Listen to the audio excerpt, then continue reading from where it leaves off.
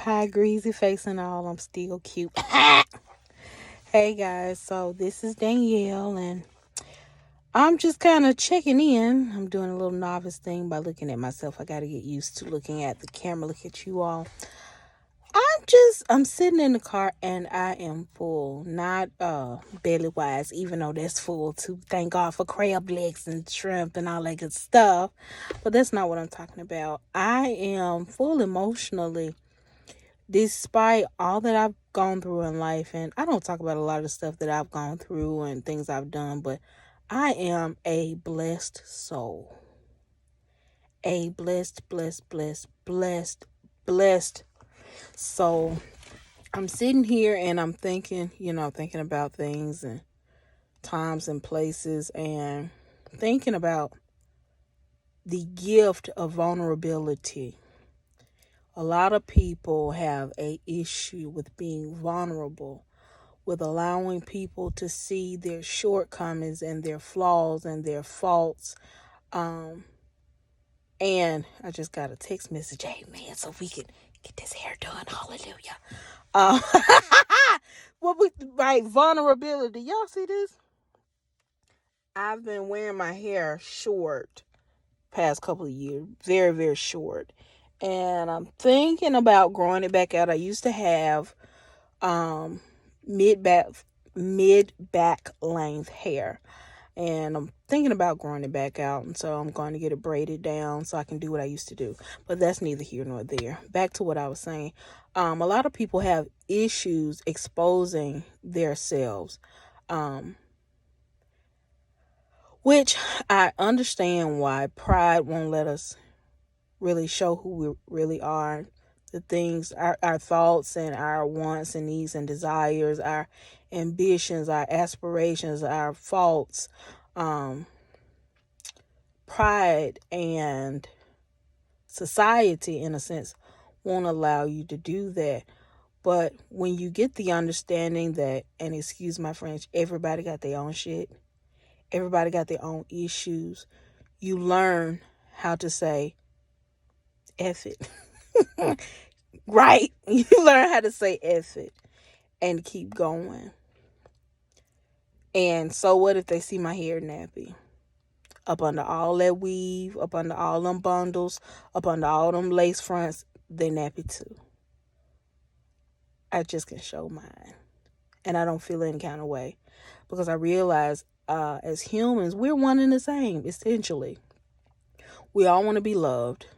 We all have goals and aspirations. We all have dreams, wants, and desires. We all want to be fulfilled.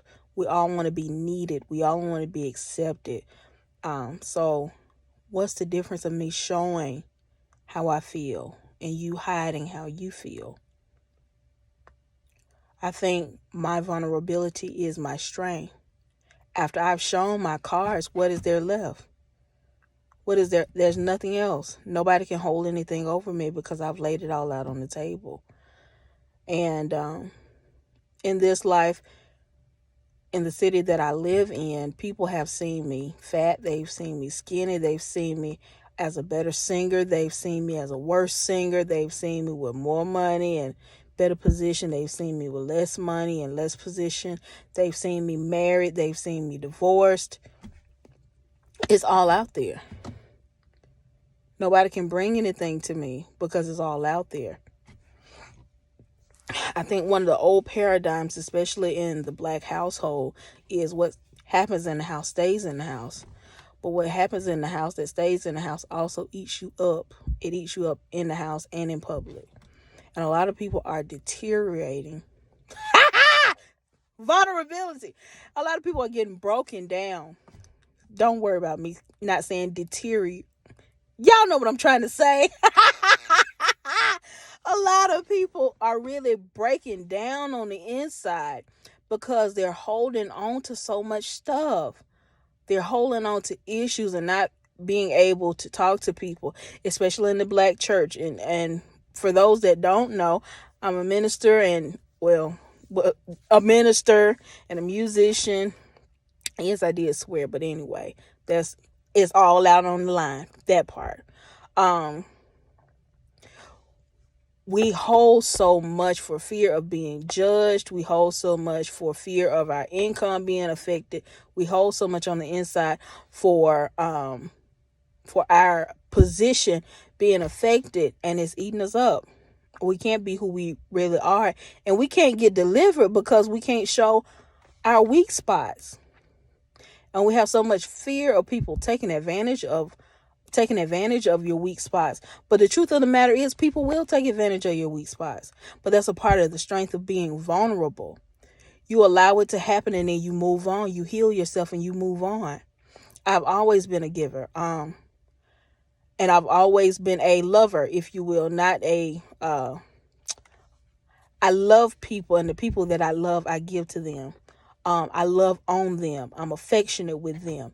And a lot of times, when you are a empathic person, you feel people's spirit. That's why certain places I can't go. And then certain places I can go, i.e. funerals.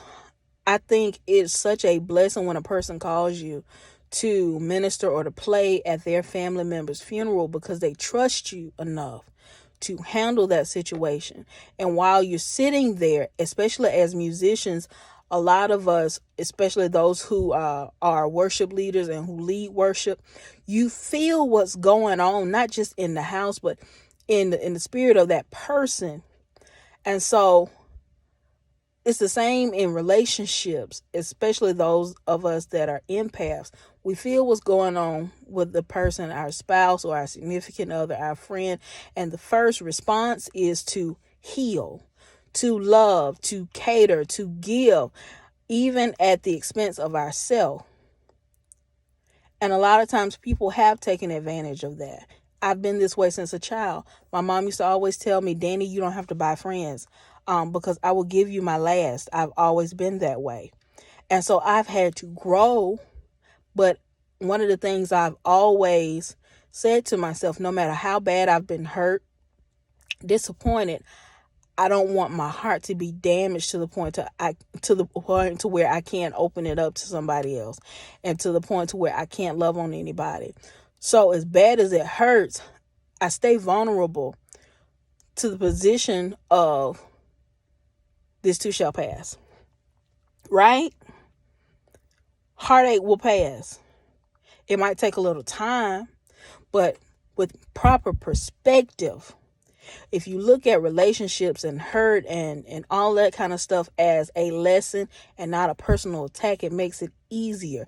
If you give the person that you're in the relationship or the person who have given you the offense the same courtesy that they are human, and to err is human and to forgive is divine. If you can forgive that person the way you want people to forgive you, it makes it easier to get over the heartache. It makes it easier to get over the offense. Now, it doesn't necessarily mean that you have to be in communication with that person after the fact, or that you have to be in the relationship after the fact, or that you have to be in business, etc., etc. But it takes a load off of you because you extend that same grace of they're human. Humans, even if a person does something to you intentionally, there have been times you've done something to people intentionally. Give them that same grace and move on. Move on. Keep yourself free. Stay vulnerable. One of the biggest blessings, and I told this to a friend of mine, one of the biggest blessings about being vulnerable is your ability to feel. You got to be able to feel love, and you got to be able to feel hurt. You can't have one without the other. They balance each other out. The greater the hurt, the greater the love. The greater the love, the greater the hurt when somebody offends you. They balance each other out. It's polarity. But you have to stay vulnerable in order to feel that. It's a sad life when you become numb and you can't feel hurt. But with not being able to feel hurt, you can't feel love either. And that's a hard place to be when you want to love somebody and show somebody that you love them and they can't feel it. And then that hurts you. And you've got to be vulnerable enough to say, hey, that hurt. Let me heal myself and go on about my way, right? Because it's somebody else that needs your love. Just like you need to be loved. So you can't harden your heart because you'll never be able to feel the love that you need. So I'm just so full because I'm grateful that despite all I've gone through in life, all the people that I've loved and the people that have loved me, all the people that I've hurt, intentionally and unintentionally. Let's keep it real, because sometimes we get spiteful in our lives before we come to know better, and we do things, we say things. With all that being said, I'm grateful at being in the position that I am now. Am I the richest? No, not yet. Claim it. Am I the most beautiful? Ting.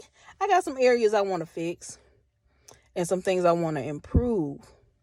But I am happy with who I am, with where I am. I'm comfortable in my own skin. And at one point I wasn't. And everything that people would say, my significant other or other people would say would affect me. I know I got a little booty.